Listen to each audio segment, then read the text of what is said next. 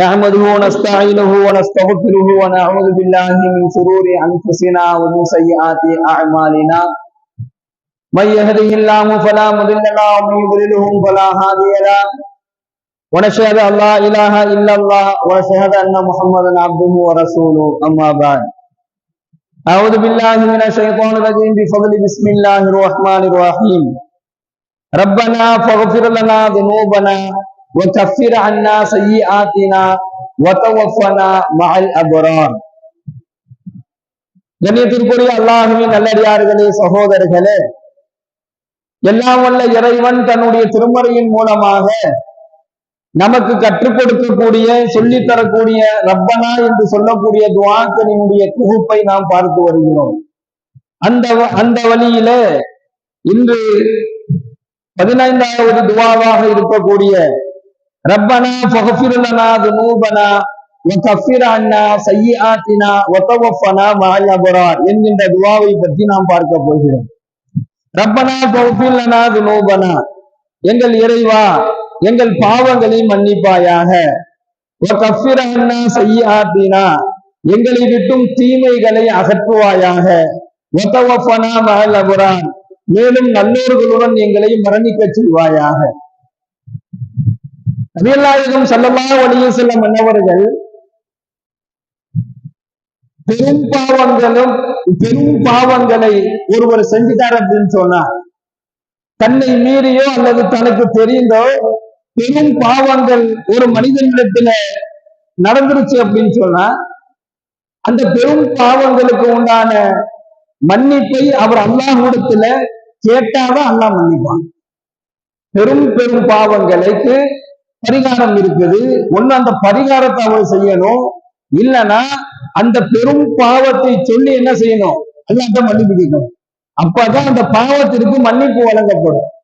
இல்ல அப்படின்னு சொன்னா அந்த பாவம் அப்படியே தான் இருக்கும், எல்லாம் மன்னிக்க மாட்டான். வாய் திறந்து நம்ம கேட்கணும், அல்லாஹ்ட்ட கேட்கணும். இல்ல அப்படின்னு சொன்னா அதற்கு உண்டான பரிகாரங்கள் இருக்குது. இப்போ உதாரணமா பெரும் பாவங்கள் ஒருத்தர் செஞ்சுட்டாரு அப்படின்னு சொன்னா அவர் என்ன செய்யலாம், அந்த பெரும் பாவங்கள் செய்ததற்காக வேண்டி அதுக்கு பகரமாக தர்மம் செய்யலாம்.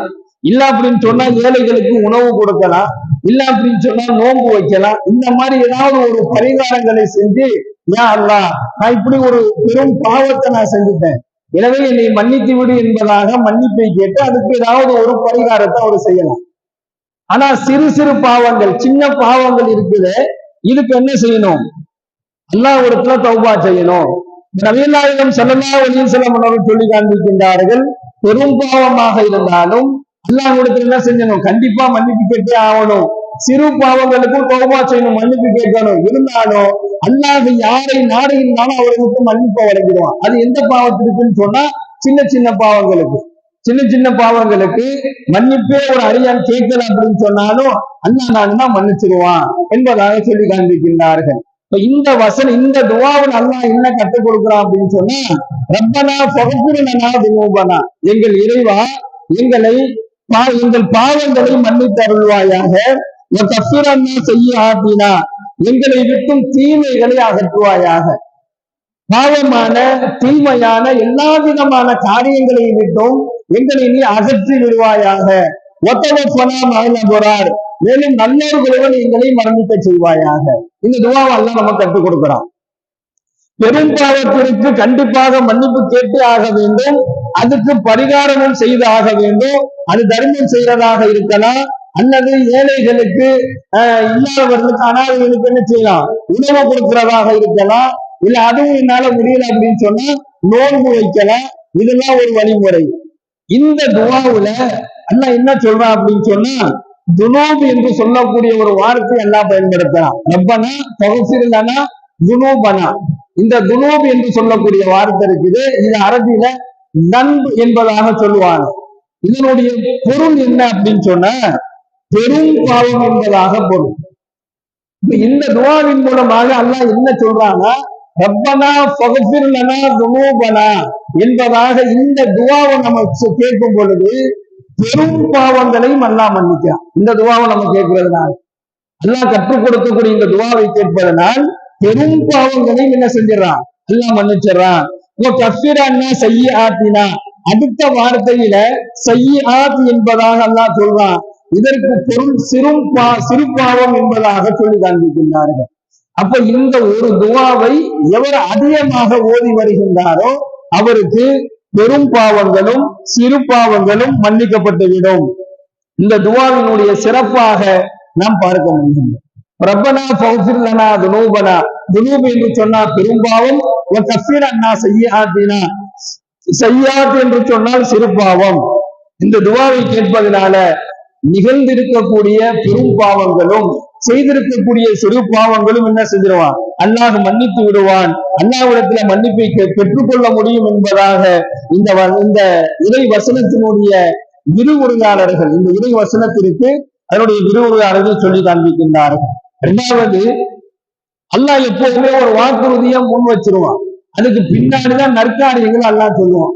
மனிதர்களுக்கு ஒரு விஷயத்தை அல்லாஹ் சொல்ல வரும் பொழுது தன்னுடைய கடமைகளை மனிதன் நிறைவேற்றினான், நான் சொல்லக்கூடிய என்னுடைய கட்டளைகளை என்னுடைய அடியார்கள் நிறைவேற்றினான் அப்படின்னு ஒரு விஷயத்தை அல்லாஹ் சொல்லிட்டு அதுக்கு பின்னாடி வாக்குறுதிகளை அல்லாஹ் கொடுத்துருவான். நான் என்னெல்லாம் செய்வேன் என்று சொல்லக்கூடிய வாக்குறுதியை அல்லாஹ் கொடுத்துருவான். அதே போன்று அது மாதிரி அல்லாஹ் 3 வகையான வாக்குறுதிகளை நமக்கு கொடுக்குறான். யாருக்கு கொடுக்குறான் அப்படின்னு சொன்னா, ஒரு இறை நம்பிக்கையாளர்களுக்கு அல்லாஹ் கொடுக்கக்கூடிய வாக்குறுதிகளை நாம் பார்க்கும் பொழுது, ஒண்ணு அல்லாஹ் சொல்றான், ஒரு இறை நம்பிக்கையாளருக்கு உதவி செய்வது என் மீது கடமையாகிவிட்டது என்பதாக அல்லாஹ் சொல்றான். யார் என் மீது இறை நம்பிக்கை கொண்டார்களோ அவர்களுக்கு உதவி செய்வது என் மீது கடமையாகிடுச்சு. அப்ப அல்லாஹ் மீது உண்மையான இறை நம்பிக்கை, இறை விசுவாசம் இருந்துச்சு அப்படின்னு சொன்னா அல்லாஹ்வுடைய உதவி எப்படி வேணாலும் நமக்கு கிடைக்கும் என்பதை அல்லாஹு தஆலா தெளிவாகவே என்ன செஞ்சிருவான், நமக்கு சொல்லி காண்பிக்கிறான். இரண்டாவது, யார் அல்லாஹ்விற்கு உதவி செய்கின்றாரோ அவருக்கு அல்லாஹ் நிச்சயமாக உதவி செய்கிறான். இப்ப அல்லாஹ்வுக்கு உதவி செய்யறதுனா என்ன அப்படின்னு சொன்னா, மார்க்கத்தின் பக்கம் மக்களை அழைப்பது அல்லாஹ்விற்கு நாம் செய்யக்கூடிய உதவியாகும். தொழாத மார்க்கத்தினுடைய கடமைகளை, மார்க்கத்தினுடைய கட்டளைகளை நிறைவேற்றாம ஒருத்தர் இருக்கிறார், நம்ம குடும்பத்திலே இருக்கிறாரு, நம்ம சொந்தக்காரரா இருக்கிறாரு, உறவினரா இருக்காரு, அல்லது நம்முடன் நட்போட இருக்கிறாரு, அல்லது நம்முடைய பழக்க வழக்கத்துல இருக்கிறவரா இருக்கிறாரு. இந்த மாதிரி ஆள்கிட்ட போய் இவர்கிட்ட போய் அல்லாஹ்வினுடைய கட்டளைகளை நிறைவேற்றுவதன் மூலமாக என்ன நன்மை கிடைக்கும், என்ன பிரயோஜனம் இருக்குங்கிறத அவருக்கு சொல்லணும். அவருக்கு சொன்னோம் அப்படின்னு சொன்னா அதை கேட்கிறார். அதை கேட்டுட்டு அவர் அந்த கட்டளைகளை செய்ய ஆரம்பிச்சுட்டார்னா இது அல்லாஹ்விற்கு நாம் செய்யக்கூடிய உதவி. அடுத்து ஸல்லல்லாஹு அலைஹி வஸல்லம் அவர்கள் சொல்லுகின்றார்கள், சிரமப்படக்கூடியவர்களுக்கு நீங்கள் செய்யக்கூடிய உதவி அவர்களுக்கு நீ செய்யக்கூடிய உதவி அல்ல, அது அல்லாஹ்விற்கு நீங்கள் செய்யக்கூடிய உதவி என்பதாக சொல்றார். நாளை மறுமையில் அல்லாஹ் கேட்பானா, நான் உடம்பு சரியில்லாம இருந்தேன், என்னை ஏன் வந்து நீ பார்க்கணும்னு சொல்லி அல்லாஹ் கேட்பான்.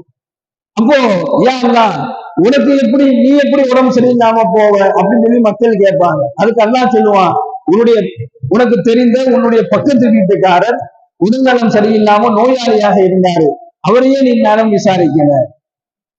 அப்ப அல்லாஹ் என்ன சொல்றானா, அவரை நீ நலம் விசாரிக்கவில்லை என்று சொன்னால் என்னை நலம் விசாரிக்காத சமம் என்பதாக அல்லாஹ் சொல்றான்.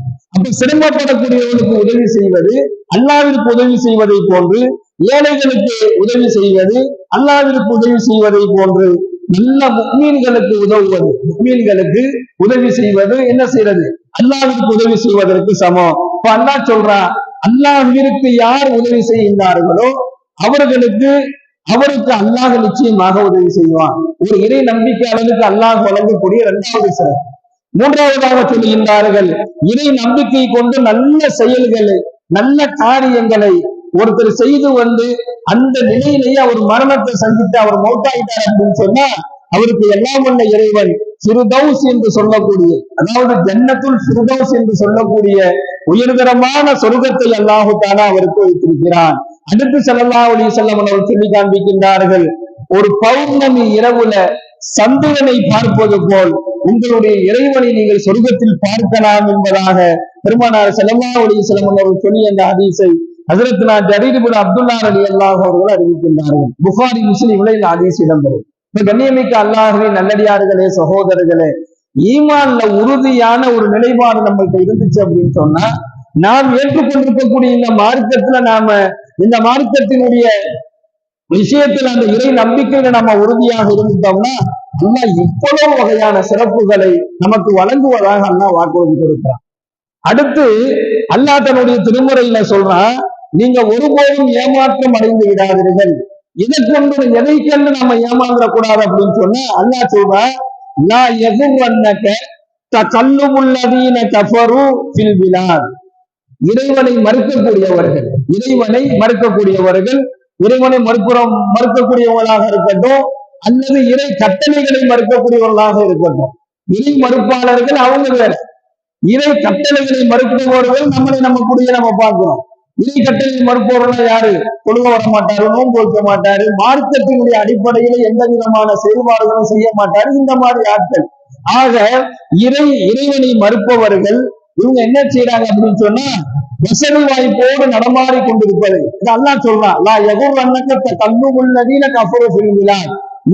இறைவனை மறுக்கக்கூடியவர்கள் வசதி வாய்ப்போடு நடமாடி கொண்டிருப்பது உண்மை ஏமாற்றி விட வேண்டாம் என்பதாக அல்லாஹ் சொல்றான்.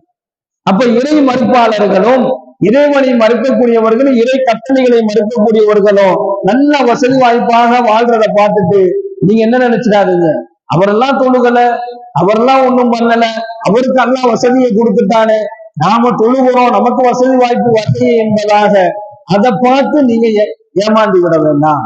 அதே மாதிரி இறை மறுப்பாளர்கள் குஃப்ருல இருக்கக்கூடியவராக இருக்கட்டும், அவர் நல்லா வாழ்றாரு, அதை பார்த்துட்டு நீங்க என்ன செஞ்சிட வேண்டாம், கஃபரு ஃபில் பிலாத், நீங்க ஏமாற்றம் அடைந்து விட வேண்டாம் என்பதாக அல்லாஹ் சொல்றான்.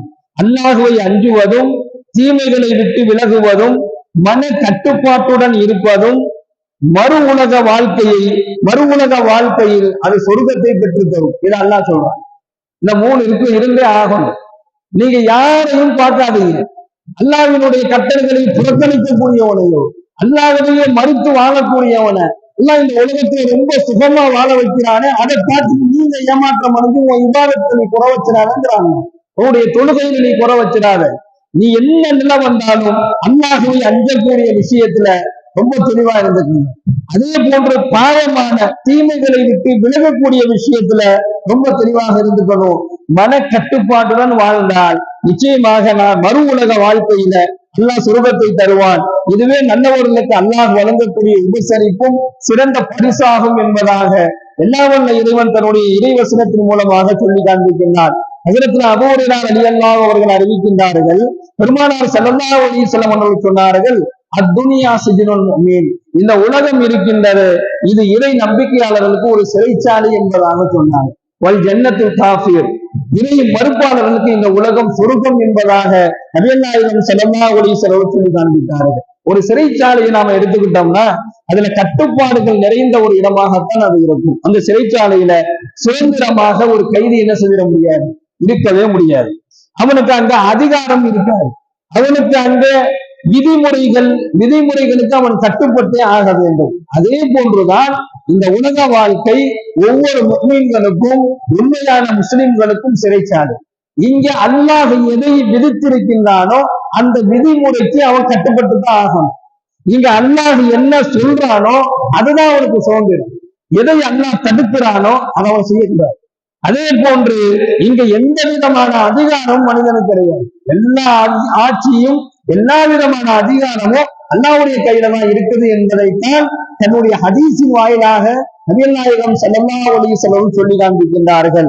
பெருமானார் கற்றுக் கொடுத்த ஒரு அழகான ஒரு துவா நாயகம் ஸல்லல்லாஹு அலைஹி வஸல்லம் சொல்லுகின்றார்கள், உங்களை பற்றியோ உங்களுடைய பொருளாதாரத்தை பற்றியோ உங்களுடைய பிள்ளைகளை பற்றியோ உங்களுடைய குடும்பத்தை பற்றியோ உங்க மனசுல ஒரு பயம் ஒண்ணு வந்துச்சு அப்படின்னு சொன்னா நீங்க இந்த துவாவை ஓதுங்க அப்படின்னு சொல்லி இந்த துவாவை கற்றுக் கொடுக்கின்றார்கள்.